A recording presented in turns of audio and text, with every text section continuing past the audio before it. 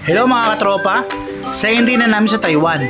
Ang una namin pinuntahan ay ang Chiang Kai-shek Memorial Hall. Nagkataon na may event kaya maraming mga booth dito. Ang sarap tumingin, ang daming mga libro at kung ano-ano pa. Masarap pa sana magstay pero pinili lang namin na pumunta sa mismong hall. We're lucky today na bukas ang Memorial Hall at pwedeng pasukin. Dahil din siguro sa event kasi sa mga regular na araw ay sarado po ito. Nakarating din kami agad sa itaas at hindi napagod. Si Chiang Kai-shek nga pala ay dating presidente ng Taiwan.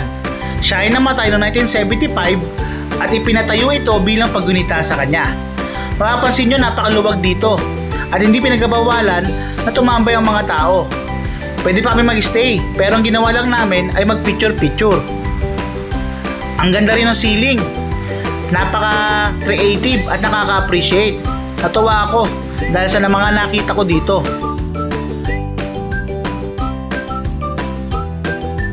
Paglabas namin ay tanaw namin napakaganda ang garden. Meron nga palang maiksing programa dito kaya may mga taong nagtipon at may mga gwardiya na nagmamarcha.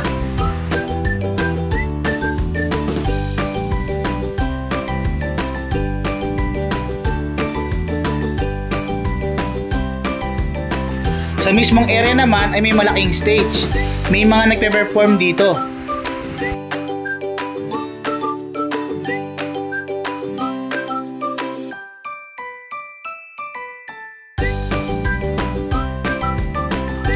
After namin sa Chiang Kai-shek Memorial Hall ay pupunta naman kami sa Taipei 101. Dito nga pala sa train station may madadaanan kang mga paintings. Nakaka-appreciate lang kasi ang dami nila at napakaganda.